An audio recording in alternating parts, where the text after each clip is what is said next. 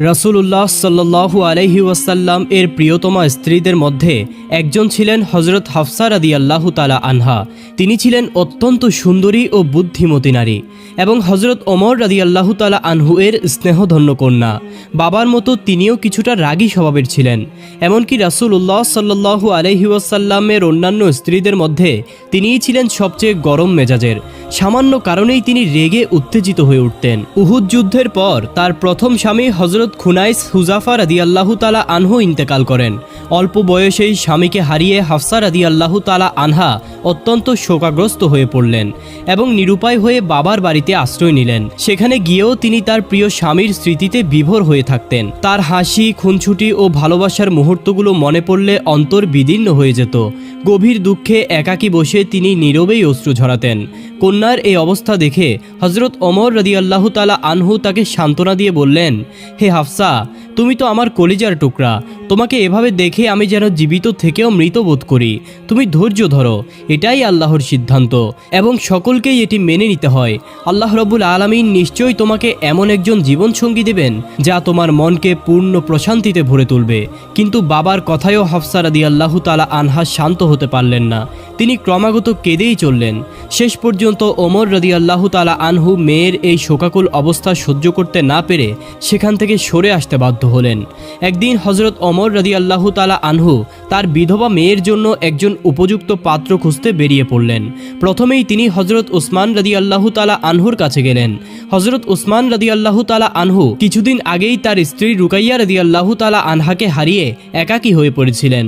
ওমর রাদিয়াল্লাহু তাআলা আনহু তাকে প্রস্তাব দিয়ে বললেন, ভাই উসমান, আপনি চাইলে আমার মেয়ে হাফসাকে বিবাহ করতে পারেন। উসমান রাদিয়াল্লাহু তাআলা আনহু বললেন, আচ্ছা, আপনার এই প্রস্তাবটি আমি ভেবে দেখব। কয়েকদিন পর রাস্তায় তাদের আবারও দেখা হলো। তখন উসমান রাদিয়াল্লাহু তাআলা আনহু ওমর রাদিয়াল্লাহু তাআলা আনহুকে জানিয়ে দিলেন যে তিনি এই বিবাহ করবেন না।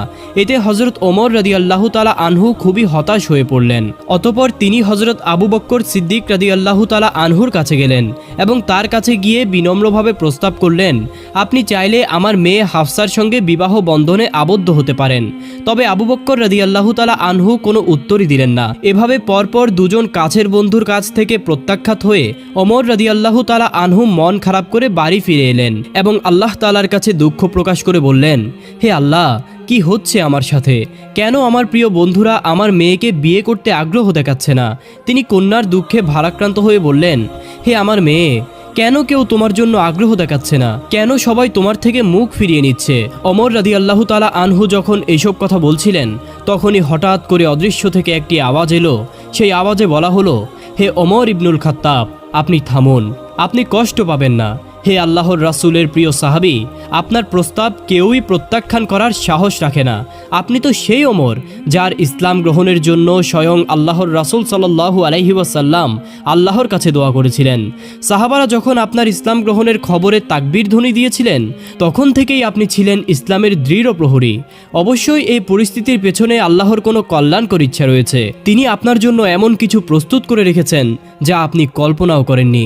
আল্লাহ রাব্বুল আলামিন আপনার মেয়ের জন্য একজন অতি উত্তম জীবনসঙ্গী নির্বাচন করেছেন। তিনি এমন একজন ব্যক্তি যিনি সমগ্র মানব জাতির জন্য শ্রেষ্ঠ আদর্শ, যার মতো মহৎ গুণাবলীর অধিকারী আর কেউই নেই। হে ওমর, সেই ব্যক্তি আর কেউ নন, তিনি হলেন স্বয়ং আল্লাহর রাসূল সাল্লাল্লাহু আলাইহি ওয়াসাল্লাম। হযরত ওমর রাদিয়াল্লাহু তাআলা আনহু এই বাণীগুলো শুনে মুহূর্তের জন্য স্তব্ধ হয়ে গেলেন। তার হৃদয় খুশিতে পূর্ণ হয়ে উঠল। তিনি আনন্দে বাকরুদ্ধ হয়ে পড়লেন। তখন অদৃশ্য থেকে আবারও আওয়াজ ভেসে এলো, হে ওমরের কন্যা, সুসংবাদ গ্রহণ করুন। নিশ্চয়ই এই সংবাদ আপনার জন্য মহা সৌভাগ্যের বার্তা নিয়ে এসেছে, কারণ আপনি এমন একজন ব্যক্তির সঙ্গিনী হবেন যার জন্য সমগ্র সৃষ্টি জগৎ আকুল। আপনি এমন এক মহান ব্যক্তির প্রিয়তম স্ত্রী হতে যাচ্ছেন যিনি সমগ্র উম্মতের আস্থা ও ভালোবাসার কেন্দ্রবিন্দু। আল্লাহ রাব্বুল আলামিন আপনাকে এমন একজনের সাথে যুক্ত করতে যাচ্ছেন যিনি সকলের মাঝে শ্রেষ্ঠতম। তিনি স্বয়ং আল্লাহর প্রিয় নবী রাসূল সাল্লাল্লাহু আলাইহি ওয়াসাল্লাম। পরদিন ওমর রাদিয়াল্লাহু তাআলা আনহু রাসূলুল্লাহ সাল্লাল্লাহু আলাইহি ওয়াসাল্লাম এর কাছে উপস্থিত হয়ে নিজের কষ্টের কথা জানালেন। তিনি বললেন, হে আল্লাহর রাসূল, আমি আমার বিধবা মেয়ে হাফসার জন্য উসমান ও আবু বকরের কাছে প্রস্তাব পাঠিয়েছিলাম, কিন্তু তারা দুজনেই তা ফিরিয়ে দিয়েছেন। এতে আমি খুবই ব্যথিত হয়েছি। সব কিছু শোনার পর রাসূলুল্লাহ সাল্লাল্লাহু আলাইহি ওয়াসাল্লাম ওমরকে সান্ত্বনা দিয়ে বললেন, হে ওমর, আমি কি তোমাকে এমন এক সুসংবাদ দিব যা ওসমানের চেয়ে উত্তম হবে, আর ওসমানের জন্য হবে তা তোমার চেয়ে উত্তম? ওমর রাদিয়াল্লাহু তাআলা আনহু তখন বললেন, ইয়া রাসূলুল্লাহ, অবশ্যই বলুন। তখন রাসূল সাল্লাল্লাহু আলাইহি ওয়াসাল্লাম বললেন, আমি তোমার মেয়ে হাফসার জন্য প্রস্তাব দিচ্ছি, আর ওসমানের জন্য আমার মেয়ে উম্মে কুলসুমকে বিয়ের প্রস্তাব দিচ্ছি। অর্থাৎ আমি তোমার মেয়েকে বিবাহ করব, আর ওসমান আমার মেয়ে কুলসুমকে বিবাহ করবে। এই প্রস্তাব শুনে হযরত ওমর রাদিয়াল্লাহু তাআলা আনহু আনন্দ চিত্তে তা গ্রহণ করলেন। এরপর রাসূলুল্লাহ সাল্লাল্লাহু আলাইহি ওয়াসাল্লাম এর সাথে ওমরের কন্যা হাফসার এবং ওসমান রাদিয়াল্লাহু তাআলা আনহুর সাথে রাসূলুল্লাহ সাল্লাল্লাহু আলাইহি ওয়াসাল্লাম এর কন্যা উম্মে কুলসুমের বিবাহ সম্পন্ন হলো। উভয় বিয়েই সুন্দর এবং শান্তিপূর্ণভাবে সম্পন্ন হলো। কিছুদিন পরে একদিন হযরত ওমর রাদিয়াল্লাহু তাআলা আনহুর সাথে আবু বকর রাদিয়াল্লাহু তাআলা আনহু এর দেখা হলো। কুশল বিনিময়ের পর আবু বকর রাদিয়াল্লাহু তাআলা আনহু বললেন, ভাই ওমর, সেদিন আপনার প্রস্তাবে কোনো সাড়া না দেওয়াই হয়তো আপনি কষ্ট পেয়েছিলেন। ওমর রাদিয়াল্লাহু তাআলা আনহু বললেন, হ্যাঁ, সত্যি বলতে সেদিন আমি আপনার নীরবতায় খুবই ব্যথিত হয়েছিলাম। তখন আবু বকর রাদিয়াল্লাহু তাআলা আনহু বললেন, হে ওমর, সেদিন আমার নীরবতার পেছনে কোনো ব্যক্তিগত কারণ ছিল না। আসলে আমি একদিন আল্লাহর রাসূল সাল্লাল্লাহু আলাইহি ওয়াসাল্লামকে হাফসার বিয়ের প্রসঙ্গে আলোচনা করতে শুনেছিলাম। রাসূলুল্লাহ সাল্লাল্লাহু আলাইহি ওয়াসাল্লাম যদি হাফসাকে বিয়ে না করতেন তবে আমি অবশ্যই তাকে বিয়ে করতাম, কিন্তু বিষয়টি তখন আপনার কাছে বলা সমীচীন মনে করিনি। এদিকে হযরত হাফসা রাদিয়াল্লাহু তাআলা আনহা নবী করিম সাল্লাল্লাহু আলাইহি ওয়াসাল্লাম এর ঘরে সুখে শান্তিতে সংসার করতে লাগলেন, কিন্তু তার রাগী স্বভাবের কারণে মাঝে মধ্যেই কিছু অসুবিধা তৈরি হতো। ছোটখাটো বিষয়েও তিনি উত্তেজিত হয়ে উঠতেন। তবে রাসূলুল্লাহ সাল্লাল্লাহু আলাইহি ওয়াসাল্লাম ছিলেন খুবই সহনশীল। তিনি কখনোই হাফসার এই রাগী আচরণে তিক্ত হননি বা কঠিন কোনো মনোভাব পোষণ করেননি, বরং তিনি বুঝতেন যে রাগী স্বভাবের মেয়েদের অন্তরে ভালোবাসার গভীরতা থাকে অসীম। এজন্যই রাসূল সাল্লাল্লাহু আলাইহি ওয়াসাল্লাম প্রতিবারই শান্ত ও কোমল ব্যবহার দিয়ে হাফসার রাগকে প্রশমিত করতেন। একদিন হযরত ওমর রাদিয়াল্লাহু তাআলা আনহু নিজের বাড়িতে কোনো একটি বিষয় নিয়ে গভীর চিন্তায় মগ্ন ছিলেন। সে সময় তার স্ত্রী এসে তাকে বললেন, আপনি এত কি নিয়ে ভাবছেন? ওমর রাদিয়াল্লাহু তাআলা আনহু বললেন, এটা নিয়ে তোমাকে ভাবতে হবে না। তখন তার স্ত্রী বললেন, আমার কথা আপনার পছন্দ হচ্ছে না তাই না? কিন্তু হাফসাকে গিয়ে দেখুন, তিনি রাসূলুল্লাহ সাল্লাল্লাহু আলাইহি ওয়াসাল্লামের সঙ্গে কিভাবে তর্ক করেন। এই কথা শুনে ওমর রাদিয়াল্লাহু তাআলা আনহু তৎক্ষণাৎ হাফসার ঘরে চলে গেলেন এবং তাকে জিজ্ঞেস করলেন, তুমি কি সত্যিই রাসূলুল্লাহ সাল্লাল্লাহু আলাইহি ওয়াসাল্লামের সাথে তর্ক করো? হাফসা রাদিয়াল্লাহু তাআলা আনহু কিছুটা লজ্জা নিয়ে জবাব দিলেন, এমনটা তো মাঝে মধ্যে হয়েই যায়। তখন ওমর রাদিয়াল্লাহু তাআলা আনহু বললেন, হাফসা, তুমি শুনে রেখো, তুমি আর কখনোই রাসূলুল্লাহ সাল্লাল্লাহু আলাইহি ওয়াসাল্লামের সাথে এমন আচরণ করবে না, আর এটা ভুলেও ভাববে না যে তিনি তোমার সৌন্দর্যে মুগ্ধ, বরং সব সময় তার সন্তুষ্টি ও ইচ্ছাকে অগ্রাধিকার দিবে এবং তার আদেশ ও নির্দেশকে সম্মান করবে। আরেকদিন হযরত ওমর রাদিয়াল্লাহু তাআলা আনহু হাফসার ঘরে এলেন এবং দেখতে পেলেন তার কন্যা হাফসা রাসূলুল্লাহ সাল্লাল্লাহু আলাইহি ওয়াসাল্লামের সঙ্গে তর্ক করছেন। এই দৃশ্য দেখে ওমর রাদিয়াল্লাহু তাআলা আনহু রেগে ফুঁসে উঠলেন এবং হাফসাকে প্রহার করতে উদ্যত হলেন। তখন রাসূলুল্লাহ সাল্লাল্লাহু আলাইহি ওয়াসাল্লাম দ্রুত তাদের মাঝে দাঁড়িয়ে ওমর রাদিয়াল্লাহু তাআলা আনহুকে থামালেন। এই পরিস্থিতিতে হযরত ওমর রাদিয়াল্লাহু তাআলা আনহু কিছুটা লজ্জিত হয়ে মেয়েকে সতর্ক করে উচ্চস্বরে বললেন, খবরদার, কখনোই রাসূলুল্লাহ সাল্লাল্লাহু আলাইহি ওয়াসাল্লামের কথার জবাব এভাবে দিবে না। তুমি কি জয়নবের মতো সুন্দরী কিংবা আয়েশার মতো ভাগ্যবতী যে এমনভাবে কথা বলবে? এই কথা বলে ওমর রাদিয়াল্লাহু তাআলা আনহু সেখান থেকে চলে গেলেন। ওমর রাদিয়াল্লাহু তাআলা আনহু চলে যাওয়ার পর রাসূলুল্লাহ সাল্লাল্লাহু আলাইহি ওয়াসাল্লাম হাফসাকে বললেন, দেখলে তো হাফসা, কেমন করে আমি তোমাকে রক্ষা করলাম। একদিন রাসূলুল্লাহ সাল্লাল্লাহু আলাইহি ওয়াসাল্লাম হযরত হাফসা রাদিয়াল্লাহু তাআলা আনহার ঘরে এলেন। তবে হাফসা রাদিয়াল্লাহু তাআলা আনহা তখন ঘরে ছিলেন না, তিনি একটি প্রয়োজনের জন্য বাইরে গিয়েছিলেন। তখন রাসূলুল্লাহ সাল্লাল্লাহু আলাইহি ওয়াসাল্লাম একাকিত্ব কাটাতে উম্মুল মুমিনিন হযরত মারিয়া কিপ্তিয়া রাদিয়াল্লাহু তাআলা আনহাকে ডেকে আনলেন। অতঃপর তারা কিছু সময় একান্তে কথোপকথন ও হাসি ঠাট্টায় কাটালেন। এমন সময় হাফসা রাদিয়াল্লাহু তাআলা আনহা ফিরে এসে দেখলেন তার ঘরে তারই বিছানায় রাসূলুল্লাহ সাল্লাল্লাহু আলাইহি ওয়াসাল্লামের সাথে মারিয়া কিপ্তিয়া বসে আছেন। এই দৃশ্য দেখে তিনি প্রচণ্ড রাগান্বিত হয়ে পড়লেন এবং রাগের বশবর্তী হয়ে কিছু তিক্ত কথাও বলে ফেললেন। তখন নবীজি সাল্লাল্লাহু আলাইহি ওয়াসাল্লাম তাকে শান্ত করার জন্য বললেন, হে হাফসা, আল্লাহর কসম, যদি তুমি চাও তাহলে আমি মারিয়া কিপ্তিয়ার সাথে আর কখনো মিলিত হব না। আমি শুধু তোমার হাসি মুখটা দেখতে চাই। হাফসা রাদিয়াল্লাহু তাআলা আনহা বললেন, হ্যাঁ তাহলে তাই হোক, আপনি আর কখনো মারিয়াকে কাছে আসতে দিবেন না। তখন নবী করিম সাল্লাল্লাহু আলাইহি ওয়াসাল্লাম বললেন, হে হাফসা, একটি কথা মনে রেখো, এই চুক্তির ব্যাপারটা যেন তুমি আর আমি ব্যতীত আর কেউই না জানে। কিন্তু কথায় আছে, নারীদের জন্য গোপন কথা পেটে রাখা খুবই কঠিন।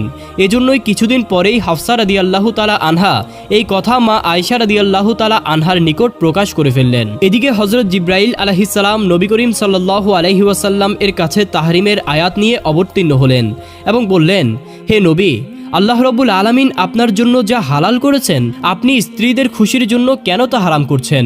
আল্লাহ তাআলা আপনার এই কসম থেকে অব্যাহতি প্রদান করেছেন এবং আপনার ত্রুটি ক্ষমা করে দিয়েছেন, কেননা তিনি ক্ষমাশীল এবং পরম দয়ালু। এবং আল্লাহ তাআলা কসম থেকে মুক্তি লাভের উপায়ও নির্ধারণ করে দিয়েছেন। যে বিষয়টি আপনার স্ত্রী হাফসাকে আপনি গোপন রাখতে বলেছিলেন, সেটা তিনি গোপন রাখতে পারেননি, তিনি তা প্রকাশ করে দিয়েছেন। ওহী নাজিল হওয়ার পরে নবী করিম সাল্লাল্লাহু আলাইহি ওয়াসাল্লাম হযরত হাফসা রাদিয়াল্লাহু তাআলা আনহার কাছে গেলেন এবং বললেন, আমি তোমাকে একটি সামান্য বিষয় গোপন রাখতে বলেছিলাম, কিন্তু তুমি স্ত্রী হিসেবে সেটাও গোপন রাখতে পারোনি। আমি তোমার কাছে এমনটা আশা করিনি। হাফসা রাদিয়াল্লাহু তাআলা আনহা বিস্মিত হয়ে বললেন, এই কথা আপনাকে কে জানিয়েছে? রাসূলুল্লাহ সাল্লাল্লাহু আলাইহি ওয়াসাল্লাম বললেন, যিনি সব কিছু জানেন, যিনি সকল কিছু সম্পর্কে জ্ঞাত, তিনিই আমাকে জানিয়েছেন। যদি তুমি এবং আয়েশা আল্লাহর কাছে তওবা করো, তবে সেটাই হবে তোমাদের জন্য কল্যাণকর, কেননা তোমাদের অন্তর নবীর ইচ্ছার বিপরীত দিকে ঝুঁকেছে। আর যদি নবীর বিরুদ্ধে একে অপরকে সমর্থন দাও, তবে জেনে রেখো, নবীর বন্ধু স্বয়ং আল্লাহ, জিবরাইল আলাইহিস সালাম এবং সৎকর্মশীল মুমিনগণ এবং ফেরেশতারাও তার সাহায্যকারী। এরপর রাসূলুল্লাহ সাল্লাল্লাহু আলাইহি ওয়াসাল্লাম কসমের কাফারা আদায় করলেন এবং হযরত মারিয়া কিপ্তিয়া রাদিয়াল্লাহু তাআলা আনহার সাথে পূর্বের সম্পর্ক পুনরুত্থাপন করলেন। একদিন আসরের নামাজের পরে নবী করিম সাল্লাল্লাহু আলাইহি ওয়াসাল্লাম হযরত জয়নব রাদিয়াল্লাহু তাআলা আনহার ঘরে একটু বেশি সময় অবস্থান করলেন। মা আয়েশা রাদিয়াল্লাহু তাআলা আনহা লক্ষ্য করলেন যে নবীজি আজ অনেক বেশি দেরি করছেন। বিষয়টি তিনি সহজভাবে নিতে পারলেন না এবং তিনি খানিকটা ঈর্ষান্বিত হয়ে উঠলেন। অতঃপর তিনি কারণ জানার জন্য একজন গুপ্তচরকে পাঠালেন। কিছুক্ষণ পর সেই গুপ্তচর এসে তাকে জানালো, কোনো এক মহিলা হাদিয়া হিসেবে কিছু মধু জয়নবের কাছে পাঠিয়েছিলেন, আর জয়নব এই মধু নবীজিকে পান করতে দিয়েছেন, তাই তিনি সেখানে কিছুটা সময় কাটিয়েছিলেন। এই খবর পেয়ে মা আয়েশা রাদিয়াল্লাহু তাআলা আনহার মনে একটি পরিকল্পনা এলো। তিনি হযরত হাফসা রাদিয়াল্লাহু তাআলা আনহার সাথে বিষয়টি নিয়ে আলোচনা করলেন। মা আয়েশা বললেন, হে হাফসা, বেশ কয়েকদিন ধরে লক্ষ্য করছি যে আল্লাহর রাসূল প্রতিদিন আসরের পর আমাদের সবার সঙ্গে সাক্ষাৎ করেন, কিন্তু জয়নবকে দেখা যাচ্ছে যে সে প্রতিদিনই নবীজিকে মধু খাওয়াচ্ছে। তখন হাফসা রাদিয়াল্লাহু তাআলা আনহা বললেন, ও আচ্ছা, তাহলে তুমি কি বলতে চাচ্ছ? তখন মা আয়েশা তাকে বললেন, চলো আমরা এমন একটি কৌশল অবলম্বন করি যাতে নবীজি আর জয়নবের বাসায় গিয়ে মধু পান না করেন। তখন হাফসা রাদিয়াল্লাহু তাআলা আনহা বললেন, কিন্তু কিভাবে? আল্লাহর রাসূল তো মধু খুব বেশি পছন্দ করেন, তুমি এমন কি করবে যাতে তিনি আর মধু খেতে চাইবেন না? তখন আয়েশা রাদিয়াল্লাহু তাআলা আনহা তাকে একটি কৌশল শিখিয়ে দিলেন।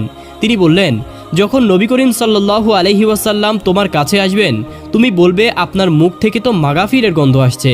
এই একটি কথাই যথেষ্ট হবে, তোমাকে আর কিছুই করতে হবে না।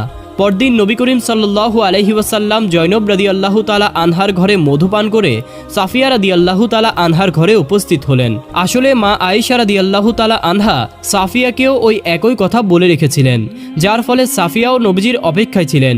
নবীজিকে দেখে সাফিয়া বললেন, ইয়া রাসূলুল্লাহ, আপনি কি মাগাফির খেয়েছেন? আমি কেমন যেন মাগাফিরের গন্ধ পাচ্ছি। রাসূলুল্লাহ সাল্লাল্লাহু আলাইহি ওয়াসাল্লাম বললেন, না, আমি তো মাগাফির খাইনি, তবে জয়নবের কাছ থেকে একটু মধু পান করেছিলাম, কিন্তু তার গন্ধ তো এমন হবার কথা নয়। আচ্ছা ঠিক আছে, আমি বিষয়টি দেখছি।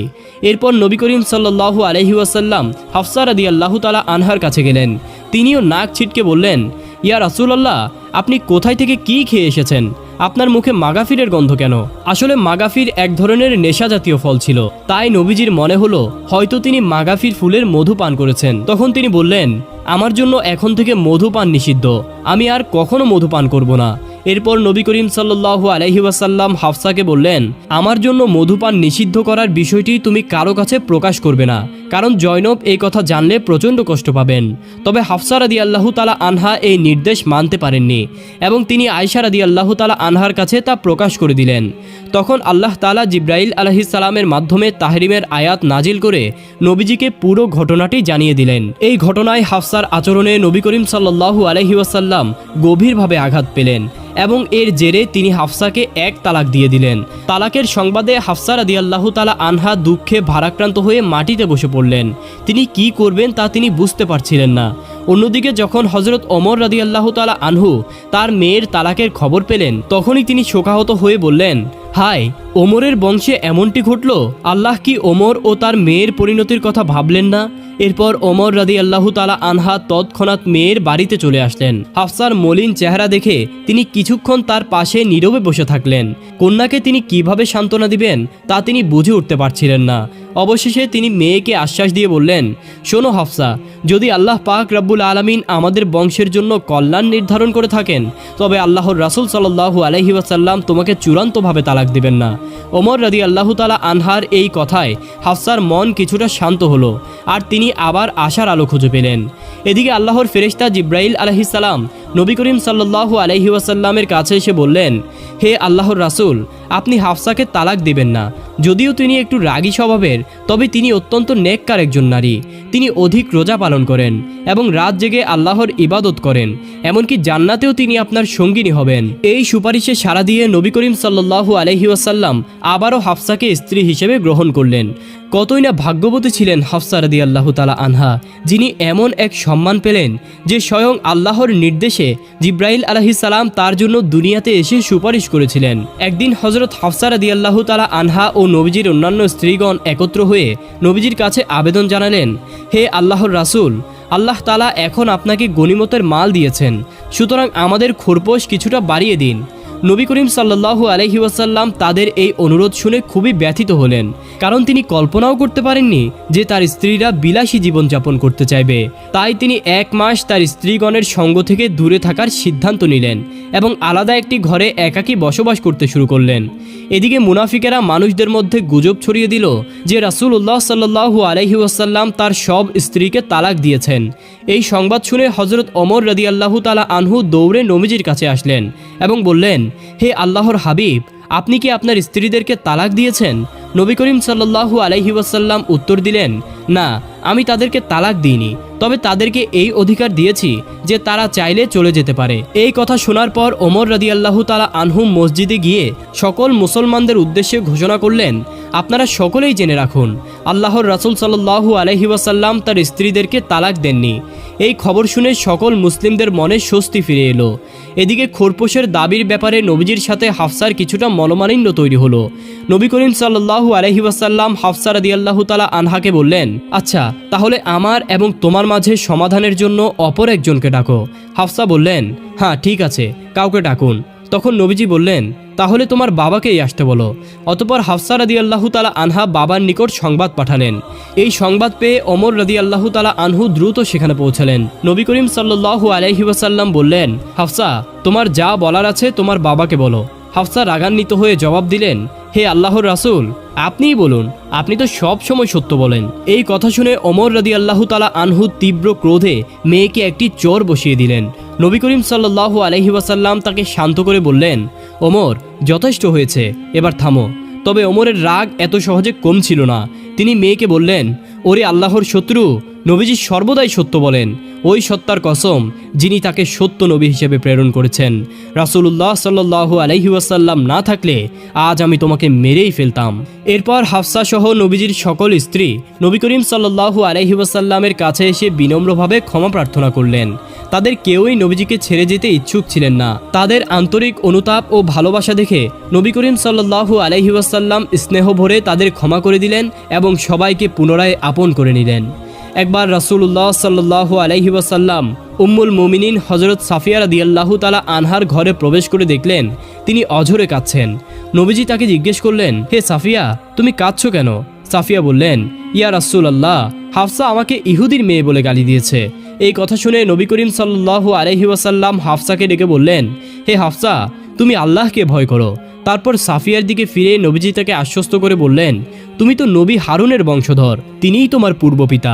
নবী মুসা আলাইহিস সালাম তোমার পিতৃব্য, আর তুমি একজন নবীর স্ত্রী। এবার বলো তো হাফসা তোমার চেয়ে কিভাবে শ্রেষ্ঠ? এই কথায় সাফিয়া রাদিয়াল্লাহু তাআলা আনহা খুশি হয়ে গেলেন। যাই হোক, উম্মতের এই জননী হযরত হাফসা রাদিয়াল্লাহু তাআলা আনহা মুসলিমদের অনেক সংকটময় সময়ে গুরুত্বপূর্ণ পরামর্শ দিয়ে সহায়তা করেছিলেন। অবশেষে ৪৫ হিজরির শাবান মাসে ৬৩ বছর বয়সে তিনি দুনিয়ার মায়া ত্যাগ করে চিরতরে আল্লাহর সান্নিধ্যে চলে গেলেন।